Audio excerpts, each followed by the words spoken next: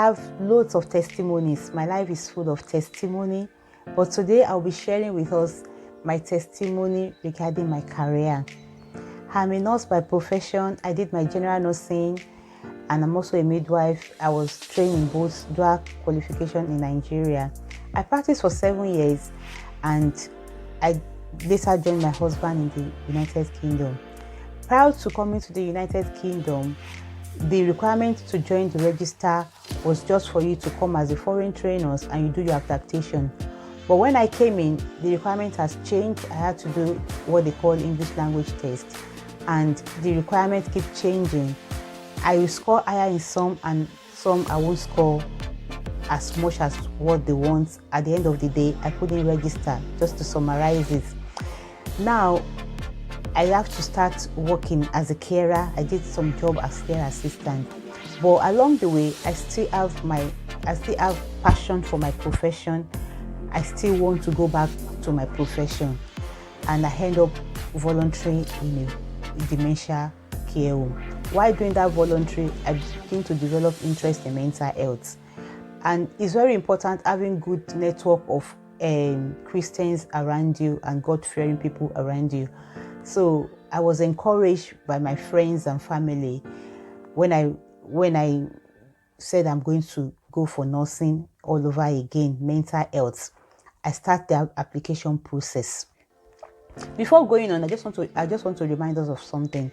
When God puts a dream or a vision in you, it doesn't guarantee that it's going to be easy peasy.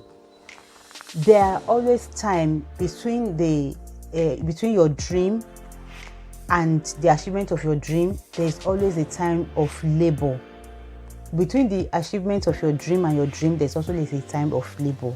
But when you hold on, you will birth your dream and you will laugh at the end. Now let me go back to my journey. When I applied, the closest university to me did not shortlist me for interview, and I phoned that why, because I believe I'm qualified because I had 2 degrees. So because I had a degree prior to this course, that is my 2nd degree, but I was told that I need to do access course and they have to list other requirements. I started getting discouraged at that point. But I still carry on. There will be time when you have a dream that discouragement will come in. Just keep forging on. So 2 other universities, they shortlisted me for an interview and I got a place.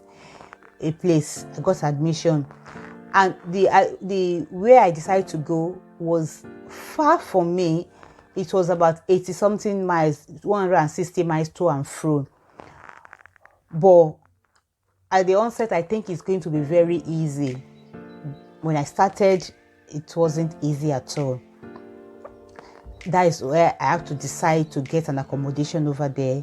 So financial challenges coming, paying my mortgage here, paying for another accommodation somewhere else, traveling, the journey, commuting, emotional challenges, my children, the mommy is no longer around. I have to be weekend mom or day off mom to come back to Sheffield.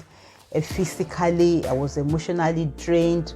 So many things coming, but by the grace of God, His grace kept me. I kept moving forward. First year,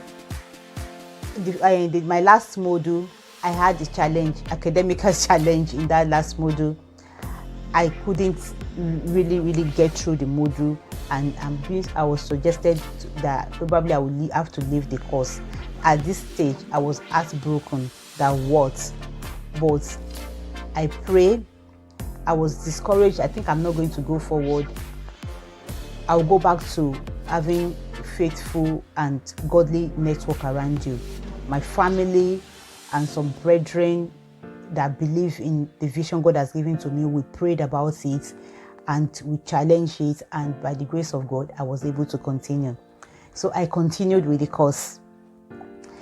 2nd year, during the course, another thing started again.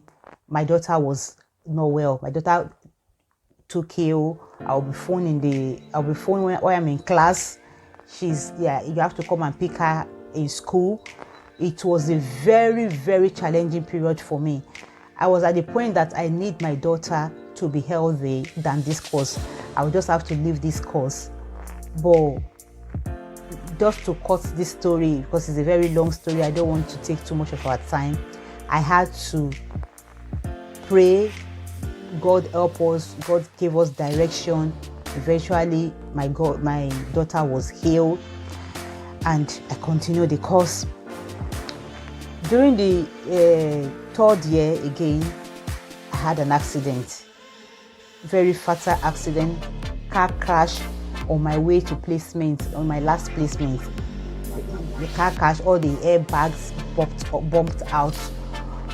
I was like, on this course, in fact, there are many obstacles that kept coming my way. If I start listing everything, it will take too much of our time. I'm just trying to summarize. But with that, God still gave me that grace to continue. I still continue.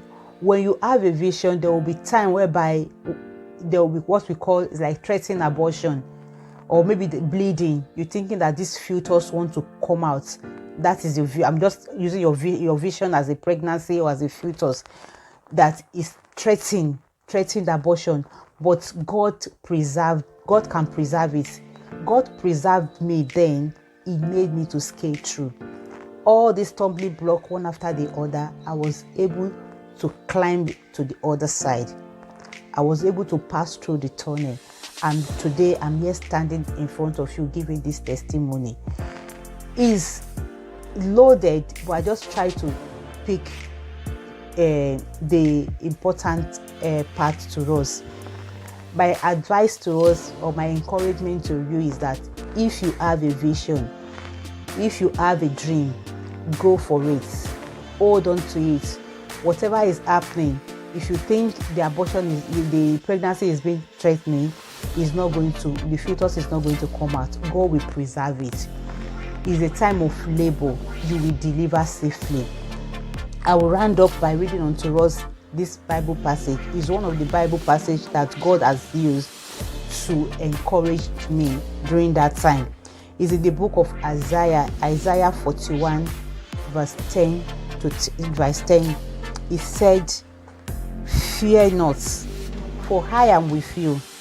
Be not dismayed, for I am your God. I will strengthen you. I will help you. I will uphold you with my right hand of righteousness." That is the word of God for us. Hold on, and you will deliver safely. Thank you.